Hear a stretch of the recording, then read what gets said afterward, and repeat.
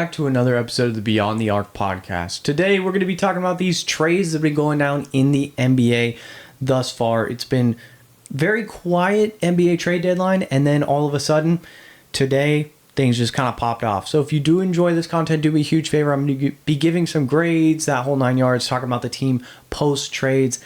With all that being said, if you do enjoy this, do me a huge favor. Like the video, subscribe to the channel. Drop a comment on your favorite trade thus far. Without further ado, let's get into this. Starting off, let's just start off with the first trade that kind of started everything. It was DeAndre Hunter going from Cleveland to Sacramento for Dennis Schroeder and Keon Ellis. In order to make this move to Dario Saric was traded to the Bulls along with, I believe, 2 second-rounders. Yeah. Overall, with this deal, it's a little confusing in a few different aspects. One, the Sacramento Kings. Why trade for DeAndre Hunter and why ask for Keon Ellis to get you a first-round pick if you're not going to kind of... I understand the idea of like getting assets, get anything you can get for Keon Ellis or get anything you can get in general. Clearly, the market for Keon Ellis was very dry, right? They had very high expectations for him. Even fans had extremely high expectations for Keon Ellis on what he could bring in return. But the prime example is Keon Ellis went through 2 coaches that both gave him DNPs all the time. So clearly, he wasn't as valuable to many other teams as well as the Sacramento Kings. He wasn't going to be a part of some big elaborate trade, right? It was the idea of just, hey, let's get something in return, which DeAndre Hunter, he's a relatively decent piece. But the issue I have, DeAndre Hunter had a career year 2 years ago that got him traded to the Cavs. Now, that was that career year where he was shooting lights out from the three-point line, playing immaculate defense, and he got traded for Karis LeVert, pretty much. Right? That's not a huge return, even at his best. So the idea that they might, next season be able to flip DeAndre Hunter for something else, it's also the Sacramento Kings. I don't expect them to be able to grab assets and flip them because they just don't do that historically. They've never been able to do that. Right? They've always fumbled the bag when it comes to stuff like that. Or else Zach LaVine would have been traded a year ago. De'Aaron Fox would have been traded a year ago. Sabonis, right now, all-time low. He's going to be traded probably, we assume. So I understand the idea of like attaching him to Dennis Schroeder as well to get off the Dennis Schroeder money. But then you brought in DeAndre Hunter, who makes a decent amount of money. Now, Keon Ellis, that's the main piece, the main focal piece of this trade for the Cavs. I like them having a little bit of versatility, solid backup point guard. Now, of course, they're going to have to make a lot of decisions here. We're going to get to them a little bit more here in just a few minutes, but overall, they got a lot of... I'm assuming the Cavs are not done, and it sounds like from the trades that they're making, they're not going to be done. There's going to be at least one more bigger move possibly happening. They're gearing up for something here. And I'm going to talk about that after we get through their last trade. But yeah, Schroeder, I could definitely see him being waived. A player like that seems like there's just running out of roster room on that roster for a guy like him. Since right now, as we speak, they have a handful of guards. They've got Lonzo Ball still on the roster. They still have Donovan Mitchell. Keon Ellis just got brought in. Dennis Schroeder just got brought in. And one other guard that I'm going to get to. So there's not a lot of play time that's going to be around. So that's where I have a little bit of struggles with the idea of trading for DeAndre Hunter if I'm a Kings fan. But I guess if you're the Cavs, DeAndre Hunter requested a trade. He literally was like, I don't want to be there. I don't want to play for y'all. Send me somewhere else. Now, it just seems like they could have at least gotten like a second or something out of him. And same thing on the other side. On the other side for Sacramento, you couldn't get a single second round pick for a guy that you valued at a first round pick. I just think right now DeAndre Hunter averaging 14 points, 4 rebounds, 2 assists. He has just been very underrated, underachieving this season. And I just don't understand the idea.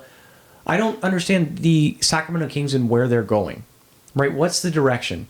And what sucks is they don't have good assets. You're literally the worst team in the NBA. You're at the bottom of the league. And you're not being the Chicago Bulls and trading and getting assets in return. You can't, because you can't afford to. Because you have so many expensive contracts. You have DeRozan, you have Keegan, you have Zach LaVine, you have Sabonis.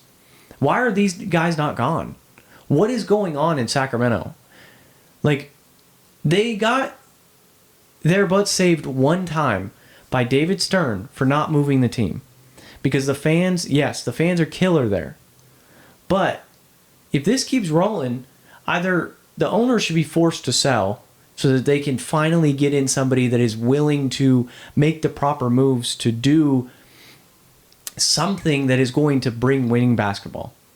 It's just such a bummer to go from a 3 seed, light the beam team, to this, where I'm going to these games and watching Zach Edey put up 33, 16, and 5 on them. And that's 5 blocks. I'm going to these games and watching the Chicago Bulls, though, in this scenario, absolute winner. They literally said what they want to do with this trade deadline is they want to take in contracts, take in expiring deals, and just attach an asset or two to that. They did exactly that in this trade. They got Dario Saric and 2 second-round picks. Huge. Yes. They're not the most greatest assets there are, sure. But assets are assets at the end of the day.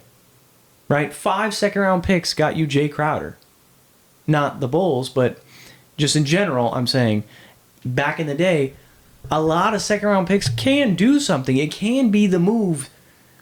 So by the Bulls acquiring assets, I think it's huge. I love it for them. They said they are doing exactly what they want to do. I'm just genuinely confused by the direction of the Sacramento Kings, because it's like DeAndre Hunter. What direction are we going? Are we trying to win or are we trying to lose if you're a Kings fan? The one thing that I will say is DeAndre Hunter, he's a decent ball player. But you're in rebuild, or you at least should be in rebuild, because you're the worst team in the NBA. So we have 48 hours for them to make moves for possibly Zach LaVine, which highly unlikely he's going to get traded because he makes so much money. Domantas Sabonis, which could get traded. Talks about him to Toronto. But you're not going to be getting these 1, 2, 3 first-round picks for him. And DeMar DeRozan, which in reality, you're probably going to need to attach something to DeMar DeRozan in order to get off of him. So what I'll say is, if you're a Kings fan, I'm sorry. Because it's embarrassing to be so bad and have such negative assets. You owe Zach LaVine $51 million. He's going to opt into that player option because he'd be stupid not to. And then you're back in the same boat next year. Except, hopefully, you got like Darren Peterson or AJ DeBonsa or the Boozer Boy. It sucks that if you're like, Kings fans must be in just dread watching their games. They're not good. There's nothing exciting. Right? They said that they were trading Keon Ellis to open up minutes for Nick Clifford, who's not even a point guard. But yet you still have DeMar DeRozan and Zach LaVine on this roster. Russell Westbrook still on this roster. I just don't understand the direction of them. But anyways, let's get on to the next trade here. I'm kind of going smaller to bigger trades. Next trade here, this isn't necessarily a small trade. I think this is huge for the Celtics. Anthony Simons gets traded along with the second round pick to the Chicago Bulls in exchange for Nikola Vucevic. Now, the Celtics said their one thing they want to do is bring in a big man. And they did that. That's a dub. That's a huge win for the Celtics. I'm a Celtics fan. This might be a little biased, but I love this move for the Celtics. Right? At the Celtics' peak, when they were championship contention and even champions, they were super big on a specific type of center. A stretch big who can rebound the basketball. Al Horford, Kristaps Porzingis. Nikola Vucevic does that. He is a lesser Al Horford. A better offensive player, but worse on the defensive side of the ball. I like this move a lot. Neemias Queta wasn't the exact future for the Celtics. Nikola Vucevic is 35, right? It also saved the Celtics a lot of money. It saved them, they are now $12 million, $14 million below the apron. That means they're allowed to sign a $14 million player, which is huge because waiver wire is going to be happening right after trade deadline. Like I said, guys like Dennis Schroeder are going to be on the waiver wire, I would assume. It's not guaranteed, and not saying the Celtics would go after a guy like Dennis Schroeder because I don't really think there needs to be some point guard play there, but there's always the option to, right? The Ben Simmons of the world, and yeah, the guys that are going to get waived with more and more trades coming through. Anthony Simons, it's a rental for the Chicago Bulls. They got their second round pick, like they said, they wanted to take in contracts to then attach a asset with that so that they could get something in return. They also got off the money of Nikola Vucevic, which was a piece that they were having trouble trying to trade. Also, Anthony Simons, I think he's a hooper. I think he's electric on the offensive side of the ball. Defensively, could use some work, but for a team like Chicago, he's going to sell some tickets. So I don't mind the idea of trading the Celtics for trading for Nikola Vucevic because obviously you got some center depth there. For Chicago, I don't mind it either because you got a second round pick. Right? That second round pick is the most favorable of the Pelicans, Blazers, Knicks, and Wolves this upcoming June. That would mean it's probably going to be number 32, a late first round pick. Pretty much. So there's some diamonds in the rough you can find right around 32. Hopefully they draft well. And then they're on their way of their rebuild. They're in a good spot. It seems like they're making actually really good moves. They're acquiring assets. The issue the Chicago Bulls have, right, is their depth. And I would assume that they are not done because I don't really think you can be done because of how many guards are on this roster. Josh Giddey, Kobe White, Anthony Simons, Ayo Dosunmu, Trey Jones, Jaden Ivey. Like, that's 6 guards. They just waived Javon Carter, which made sense. You kind of had to open up a roster spot in order to make that trade. But somebody else is going to be moving here. I would assume it's Kobe White, but we'll see. Ayo might be on the move as well, right? They're looking to get assets. But I really do like, and speaking of, I already talked about Jaden Ivey, so let's just transition onto that. Chicago receives Jaden Ivey and Mike Conley. Detroit receives Kevin Huerter, Dario Saric, and a 2026 protected first-round pick courtesy of the Wolves. And Minnesota got nothing. I like this for Chicago, Minnesota, and I think Detroit if they're not done. If they're finished and this is the only trade, I don't like this. But let's start with Chicago. Like I was saying, they got a lot of guards. Mike Conley on this list.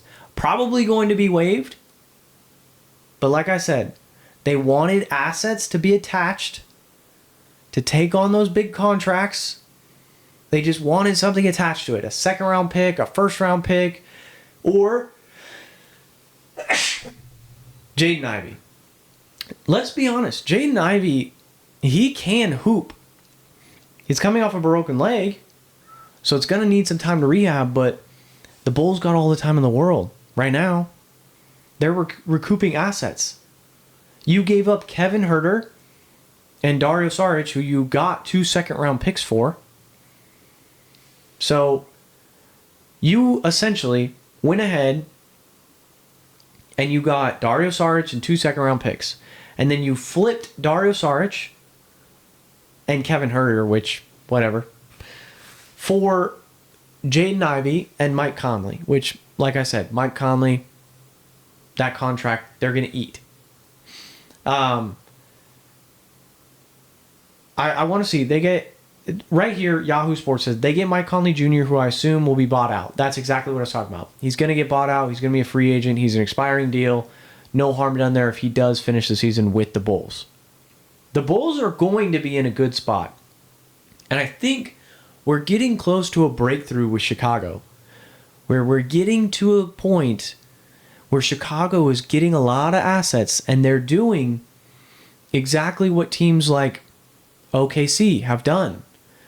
They're in that bad spot, so they're just taking their guys that they can, they're grabbing expiring contracts, and they're adding assets to that to obtain those, and soon they're going to have a lot of open money. Right? Obviously, they made a terrible decision with Patrick Williams' contract. That's just something that's just going to happen. They just are going to have to eat that because nobody's trading for Patrick Williams.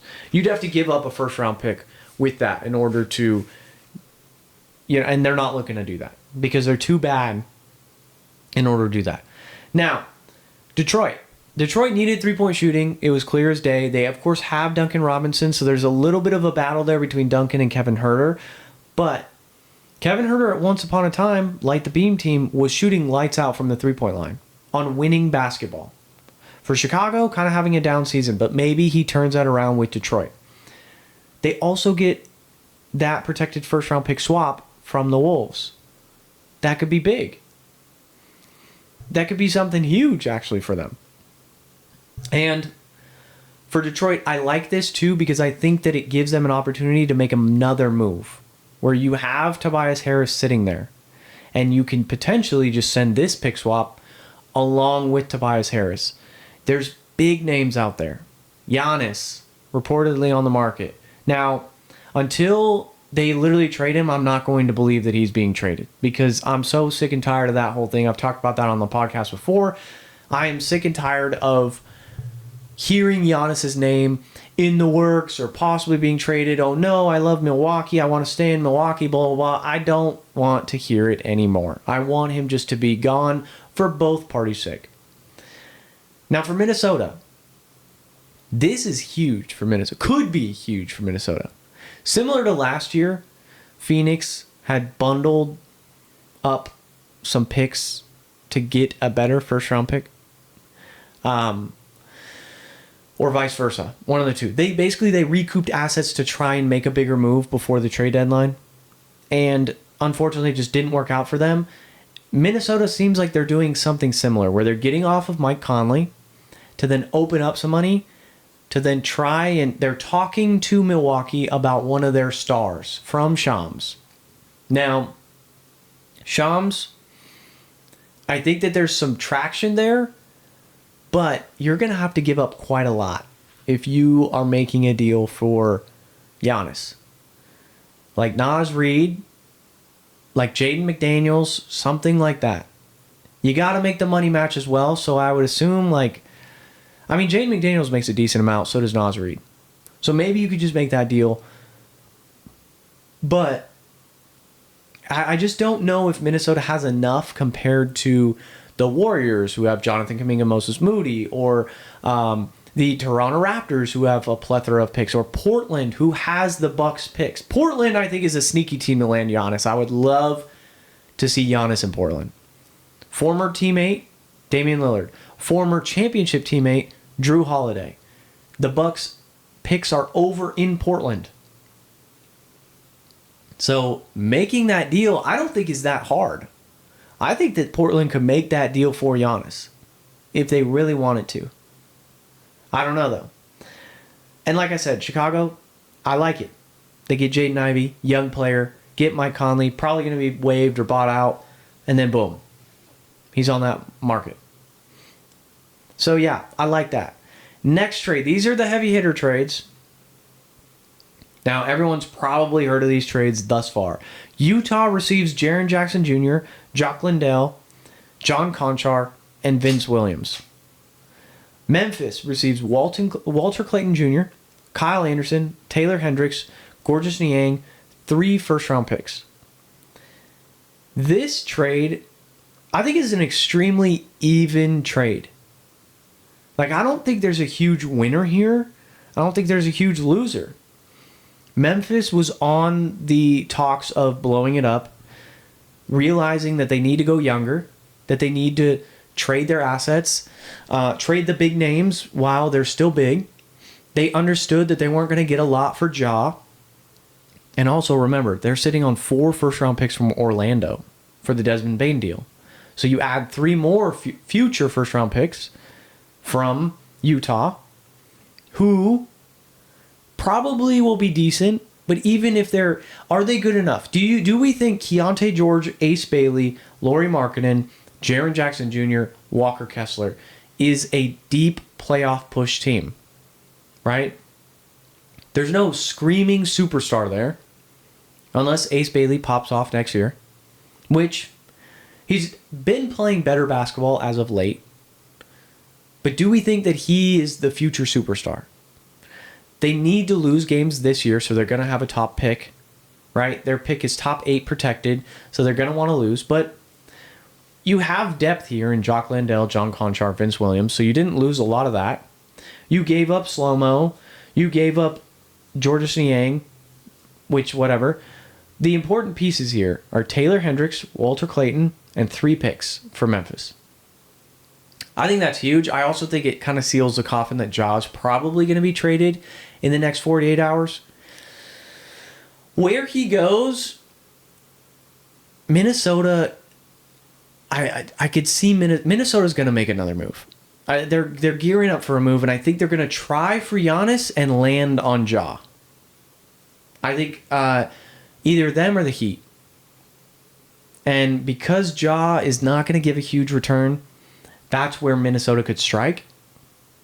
But I could see the Heat also throwing in one of like a Nikola Jovic or a Jaime Jaquez, and that would be a better deal than what Minnesota could offer. But yeah, Memphis, I like Walter Clayton Jr. I do. I don't care that he's 22. He's a championship DNA player from Florida. I think he showed spurts in the summer league of him being actually decent. Taylor Hendricks, hopefully he shows what we all thought he might be. And then 3 picks. Memphis got a young future going on. They have Zach Edey. They have Cedric Howard. They have Jalen Wells. They've got Gigi Jackson, who looks like he's put on a lot of muscle. But overall, I like this for both teams. I don't think there's a clear winner or loser here. Like, obviously, if you're Memphis, it's a bummer it didn't work out. But sometimes the stars just don't align, and the superstars don't really make it on your roster. Eventually, you got to learn to blow it up when it's right. And it seems like right now is the perfect time to trade Jaren. You also get off Jaren's money.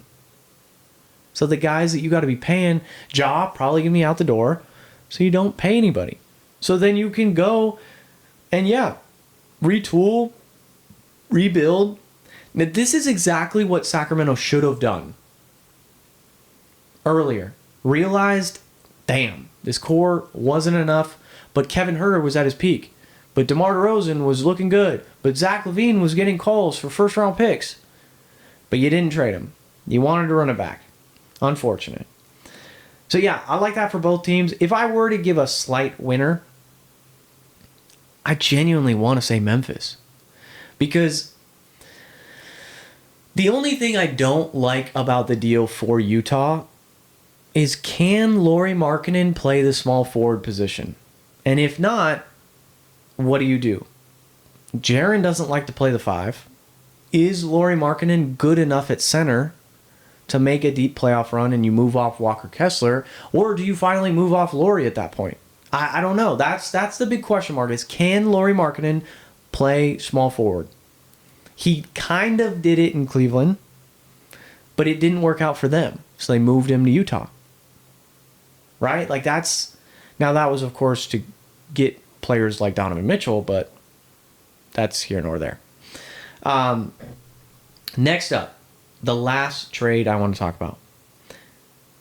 Darius Garland and a second-round pick going to the Clippers in exchange for James Harden. Now, I've seen so many mixed reviews on this trade. As in, like, some people say the Cavs won, others say Clippers won. What I'll say, I think my clear bona fide winner would have to be the Cavs. Right? I think the Cavs are attempting to throw everything at the wall to keep Donovan Mitchell happy. They are trying to make winning moves. They're trying to say, hey, just like we just talked about with the Grizzlies. Now, to a lesser degree, they realize, hey, this core just isn't going to win. We're having a down season this year. The core is not going to do it. Jared Allen, Evan Mobley, Donovan Mitchell, Darius Garland. It's just not going to work. So what can we do? Let's go and trade for an all-star, for a potential superstar. James Harden, he could do everything that you need. The problem, now of course they traded for Keon Ellis, so I think this solves the issue. But James Harden is not the greatest defender. So Donovan Mitchell, not the best defender. A little undersized as well. So like the depth chart for the Cleveland Cavaliers, I'm going to take a look at just real quick, just to kind of see what we're looking at. Right now, it would be James Harden, Donovan Mitchell, Dean Wade, Evan Mobley, Jared Allen. With like Jalen Tyson, who seems like he could potentially take over that small forward position in the future. Sam Merrill, Dennis Schroeder. Looks like they could use a backup center for sure. But what I'll say is, yeah, I think there's a bit of a defensive liability here, especially now that Hunter's gone. Because your top three guy, like Dean Wade's not a great defender. Also, normally they play him at the 4. Sam Merrill's not a great defender. Sure, you went and got Keon Ellis. He's listed as a third stringer on your shooting guard list. But a Jalen Tyson, decent defender. He puts in a lot of energy and effort. That's what I like. They've got players here. And I think that they've got players to make another move, like I kind of said. You can expand the Sacramento Kings trade and maybe reroute Dennis Schroeder to make money match. Attach Jared Allen to that. I mean, it's just, they don't have I would assume Jared Allen is going to have a market. Now, can you go get a small forward with that? Or is Evan Mobley your 5? Or, like, how does it look? What does it look like for them if they go out and they get, a small forward, even like a Giannis, let's say. Let's say they're in the Giannis deal. I would assume Evan Mobley would be a part of that. Because if I'm the Bucks, I don't want Jared Allen. I want Evan Mobley. Right? I don't want Dean Wade and Dennis Schroeder and Sam Merrill for Giannis. I want a boatload. I want everything. Now, let's go back and just talk about the Cavs, though. I do, from an offensive standpoint, I do really like this for them. I think James Harden will work very well with Evan Mobley and Donovan Mitchell. As in, like, Donovan Mitchell needed a second creator next to him that could get guys the ball when they need the ball. James Harden is that to a T. He makes guys like Clint Capella, Dwight Howard. He made Omer Ashik. Like guys like that who at that time in their careers were okay. Clint Capella was all right for Houston. Better because Harden was there. Right? Harden unlocked that. A lot of pick and roll. Jared Allen can run pick and roll. So I wonder if that's what they're thinking of, is like, maybe we keep Jared Allen, we trade Mobley for a guy like Giannis, and we're running a lot of pick and roll. Now, I don't think so. I think there was a reason Jared Allen had a 40-point game the other night, and I think he will be traded here shortly. I think they were trying to just showcase, hey, this is what you can get if he's your number one option. I mean, look at him, 40 points, 17 rebounds, 5 blocks, whatever it was. I do think that was trying to inflate his trade value slightly. Now let's talk about the Clippers. Clippers, they're in such an interesting situation. I'm assuming what happened was Harden went to the Clippers and was like, yo, I don't want to play here if we're just going to lose. Now, yeah, they were 17-3 coming into this trade. So that's what's kind of scary is like you traded for a guy. He's currently has his toe issues. He's got his toe injuries. But right now, your lineup looks like Darius Garland, Chris Dunn, Kawhi Leonard, John Collins, Zubac.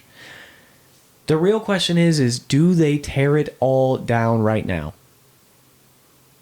Like, unfortunately, that would mean that the Thunder probably get a decent pick in the draft, which, sure. But you trade Kawhi, go get assets. You trade Zubac, you could probably get a pick. Right? Kawhi Leonard could be used over in like Detroit. You might be able to get a Ron Holland, or shoot, maybe you can convince them of an Asar Thompson. There's decent assets there for them to grab. I think maybe Toronto would like another Kawhi Leonard run with what they got. Brandon Ingram, Scotty Barnes. There's decent young assets over there. Grady Dick and, Colin Murray-Boyles. Zubac could be used by a plethora of teams. The Raptors being one of them that need a center. The Pacers need a center. I would say the Celtics, but apparently the Celtics made an offer for Zubac and the Clippers turned it down, centered around a pick and Anthony Simons. But this roster needs to make a decision, and needs to make a decision quick. Of course, we got 48 hours before the deadline. My personal opinion, I think you just tear it down. Let's see. Currently, they're standing at the 9th seed, 23-26. They're 4 games away from the Grizzlies for being out of the play-in. Now, they could go on a big losing streak, of course, if they trade Kawhi, trade Zubac. But potentially, sure, your pick drops. We assume the Grizzlies are going to get worse. They just traded Jaren. They're probably going to trade Ja. The Mavericks could move up because they want to win. Sure. The Jazz need to lose. The Pelicans need to lose. The Kings need to lose. Those 3 teams, I think you make it above them. So the Thunder aren't going to get a huge pick. Not going to be a top 3 pick. But sure, you lose your first round pick. Maybe you could trade Kawhi for... That's what I would say. I think that they should make calls, listen, and say, hey, Detroit, you need a small forward. You need an elite scorer to take the ball away from Cade so that Cade's not constantly dealing with double teams. What about Kawhi Leonard? You give us Ron Holland and, a protected pick in the future. Or no protection. If you can get away with that, right, then you have... The issue with them is they kind of need as many picks as they could possibly get. We've seen teams, though, fail with trades and still be... fail by trading a lot of assets and still be in a decent spot, right? The Nets. The Nets failed with the big 3 move to go get KG, Pierce, Joe Johnson, all those guys. And it failed. It crumbled. They kind of failed with Kyrie, KD, James Harden. Look at them now. They flipped Cam Johnson, their one asset, into picks, or into pick and Michael Porter Jr., and then they could potentially flip Michael Porter Jr. into more assets. The Nets are a sneaky team here too. That's what I want to do before we wrap things up, is I want to go through these teams and talk about teams. We're going to just go top to bottom and see what teams kind of need to make a move, or I could see them making a move, they're not going to be done, or what teams are pretty much done. Let's start at the bottom. The Pacers. I think the Pacers wait till the offseason. I don't really think they make any crazy moves. If a center is available, like a Zubac, maybe they go make that deal. But I don't really think they're going to make some big crazy deal. I think they're going to wait till the offseason to really see where Halliburton's at, really see where this roster's at. How is Pascal Siakam feeling? That whole 9 yards. Do we really believe in Nembhard? That whole 9 yards. The Wizards. I think the Wizards are not making another deal. I think they're good. I think they're just going to see what's up with Trae Young, how he fits with Alex Sarr. They're not going to win a lot of games. They're going to get a top pick. They're going to move on into the offseason. The Nets. The Nets, I think, could potentially make a move. Michael Porter Jr., if the right deal's there. Nicholas Claxton, if the right deal's there. I think that they could. Detroit could be involved. I think Detroit could be linked to a handful of teams that have small forwards available, being Michael Porter Jr. I think he probably fits them the best. And they have assets to give up. The Bucks. The Bucks are so frustrating. The Bucks are one of those teams. They should trade Giannis. Will they? Probably not, because something's not gonna. I don't know. It's been 5 years of should they trade Giannis. Hornets. Only trade I think that they're gonna look to make would be acquiring Lonzo Ball. That's about it. Bulls. I don't think the Bulls are done. I think they're gonna be a great facilitator team, and they're gonna have at least. I'll say that they get Kobe White traded. I think they get Io traded as well. I think they buy out Mike Conley. I think that maybe they expand that deal, the Anthony Simons, and they move him again, but I doubt it. They might acquire an asset or two that are just kind of have expiring left. The Hawks. I think the Hawks, they're done. I don't think they're going to make a trade deadline deal. I think there was a little bit of heat there for Anthony Davis. I think that's kind of fizzled out. The Heat. I think if the Heat make a deal, it's for Ja Morant. I think that's it. Orlando's such an interesting team. I don't think they make a deal, but they probably should look into deals. Like right now, seems like everyone's looking at, hey, maybe the stars aren't aligning. The stars aren't good. Franz and Paolo. I don't think that you trade either one of them. If I'm them, I'm holding both of them right now. Because I think technically they're playing more at an all-time low than an all-time high. You wait till the playoffs. Paolo's going to have a great series. Fran's going to have a great series. And then if they fizzle out, they lose early, all right, they lose to the Knicks, and let's say 5. Then you say, hey, Paolo, we'll take calls. Franz, we'll take calls. The Sixers. Probably, I want the Sixers to make a deal. I just don't know what they have that people will want. Is Jared McCain valuable? I would love for them to go get a wing. If they could somehow get like a Herb Jones, I would love that for them. But I don't think that the Pelicans really want Jared McCain because they have Jeremiah Fears over there. I don't know. Maybe they do, and they do this Jeremiah Fears, Jared McCain duo. Cleveland. I think Cleveland's not done. I think they're going to make at least one more deal. And I think it's going to be a bigger deal. I think it's going to be an Allen. Or if they do trade Evan Mobley, it's for Giannis. That's the only way they trade Evan Mobley. But I think Allen might be out the door because that big splash, 40-point game, something about it is just like, hey, this is a calling card of them trading Jared Allen. The Raptors. The Raptors might get involved with a deal if they can also attach Jakob Poeltl to that as well, just to make money match or something like that. I think hopefully they can get in the Giannis sweepstakes. I would just want to see a superstar like a Kawhi, when he went to Toronto. I want to see a superstar over in Toronto.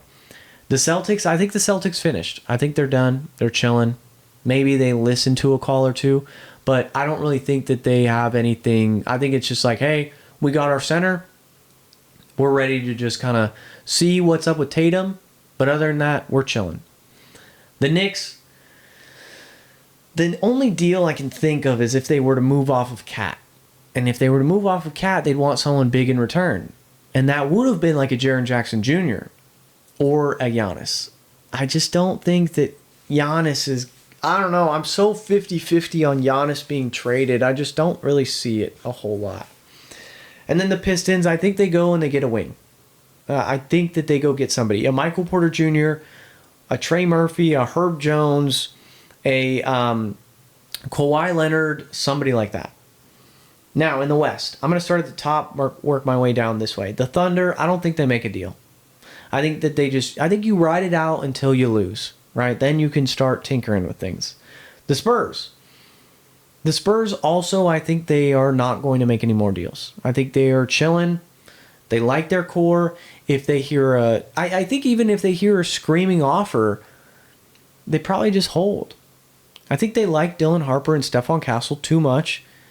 If you can go get Giannis, I mean, that would mean like Giannis, De'Aaron Fox, and Victor Wembanyama as your core. Like, it just screams that you need some three-point shooting, but I don't know. I don't think they make a deal. The Nuggets, I think they're chilling. I think they're happy with what's going on. They're just going to get Nikola Jokic happy. They're happy with how they're playing without Jokic right now. And they're just going to get him healthy, and they're going to make a deep playoff run. The Rockets. I thought the Rockets might be a team that could potentially be in the Giannis sweepstakes because they have exciting assets. They have Alperen Sengun, and they have potentially Amen Thompson. I would assume Amen Thompson would be untouchable. But I don't know. I think teams are starting to figure out in order to beat the Rockets, you just have to put your center on Amen Thompson. Let him shoot threes. It's just what's happening. Put him on the foul line. Let him shoot threes. I mean, yeah, he's a great defender, and he's a freak athlete. But can he develop that outside shot? And maybe the Rockets don't think so. And if that's what gets the deal done for Giannis, do you do that deal? The Lakers, I think they're going to be making calls, trying to make a deal happen. I just don't know if they end up getting something done. If they do, it's something small. It's not going to be anything crazy. Timberwolves are going to gear up for a deal. They're going to try and get something done. I don't know what that deal is. They're tied to Giannis. I don't know. At this point, so many teams are tied to Giannis. New York, Minnesota, the Bulls, the Raptors, the Heat. I mean, that literally, there's so many teams tied to them. I don't understand. I don't get what's going on. I'm frustrated with Giannis, with the whole Giannis ideal. Not with Giannis specifically. He got to make up his damn mind, that's for sure. Be like, yo, trade me by the deadline. I'm not playing for y'all anymore. That's what he got to do. The Suns. The Suns are in such a weird spot because, like, I thought post Kevin Durant they were going to be in a bit of a rebuild shambles kind of thing, but they're actually playing pretty decent. And I wonder if they capitalize on Dylan Brooks' value right now because he's kind of playing at an all-time high. But I don't think that they make any moves. I think they kind of just chill, ride the wave. Warriors. Warriors are going to be involved in discussions. No deal is going to happen unless they can make... They're another team tied to Giannis. They're not going to make any deals, I don't think. I think it's just a wash of a season. Clippers, I think, should make some deals. I'm ready for them to blow things up, recoup assets, bite the bullet on the fact that you don't own your first-round pick, and move on. Trailblazers. I want to see Giannis in Portland so bad. I want to see Drew Holiday and Giannis back together. I want to see Dame and Giannis back together. They got exciting pieces over there. They have the Bucks picks. Like, the Bucks should be calling Portland and being like, let's get this deal done. Giannis, 3 first-round picks. Give us Shaedon Sharpe. Right? Give us our picks back. Give us Shaedon Sharpe. Let's make the money match with, like, Jeremy Grant. You can have Giannis. And boom. You build around Shaedon Sharpe and those picks. You get your own picks back. Grizzlies, I think they make another move. I think they go and trade Ja Morant. Somehow Ja Morant is not going to be a Grizzly tomorrow or Thursday. Mavericks. Mavericks might trade for like Kobe White. They might trade for a guard. I don't know though. They might just run it this season, see what they got. See, like Cooper Flag is clearly generational. I'm ready to say that. On this podcast, I've been a huge Cooper Flag believer. I have been the guy that is a Celtics fan saying, hey, let's trade Jaylen Brown for Cooper Flag. Now, the way Jaylen Brown's playing this year making me bite that bullet. But I love Cooper Flag. That's my guy. Like, I've been a Cooper Flag diehard since before he came into the league. Utah Jazz, they're done making moves now. Jaren, they made their big move. I think they're chilling. Pelicans, they're not going to make any moves, but they freaking should. They should trade everything. Like, trade everything besides Jeremiah Fears and Derek Queen. Because you drafted those guys this year. You got to see what you got out of those. And then Sacramento, similar thing. Trade everything. I don't give a damn what's on your roster. Trade it. It ain't worth it. The Sacramento Kings, sorry to all the fans and everything, but damn. Trade LaVine, trade DeRozan. If you have to attach second-round picks to get off LaVine or get off DeRozan or whatever, do it. Let those guys walk. Let those guys get traded. I would say keep Nick Clifford, but at the same time, if Nick Clifford is attached to Zach LaVine in order to get off $51 million, trade him. I don't think Nick Clifford is this superstar that's going to win you a championship. I think he's a good player and he could be something in the NBA, but I don't think it's worth it if that's what holds you back. I think you should trade Keegan, trade Sabonis, trade LaVine, trade DeRozan, trade, if you have to, trade Dylan Cardwell. Shit. Trade everything if you're a Sacramento Kings GM. But I obviously that's an over-exaggeration when it comes to trading everything. I think players that could be safe. Dylan Cardwell, Nick Clifford. Right? Those are the two. I think Dylan Cardwell is your biggest bright spot right now. What they need to do is go get him a freaking point guard that'll get him the ball. And get him a point guard that'll tell him, hey, be in this spot right now. That'll run the pick and roll with him and say, hey, I'm going to throw this up to you no matter what. Right? If Dylan Cardwell played with Luka, or if Dylan Cardwell played with James Harden, he would average more than 2 points a freaking game. The dude can clearly block shots. He can clearly rebound the basketball. He reminds me so much of Hassan Whiteside. He does. Hassan Whiteside to Tyson Chandler. He fits somewhere in there. Maybe, I mean, not, yeah, I would say that's his range. What his career will be is on a solid, if he were to make a championship roster, he would be with a dynamic point guard. A Luka, a younger Russell Westbrook, a James Harden, a Trae Young, somebody like that. Right now, he doesn't really have a lot passing him the ball. A lot of bully ball, a lot of one-on-one ball that we're seeing going on in Sacramento. It's unfortunate. So without further ado, guys, it's been another episode of the Beyond the Arc podcast. If you did enjoy this content, do me a huge favor. Smash the like button, subscribe to the YouTube channel, comment down below your favorite trade as well as your favorite expected trade. So, all right, guys, I'll catch you guys in the next one. Peace.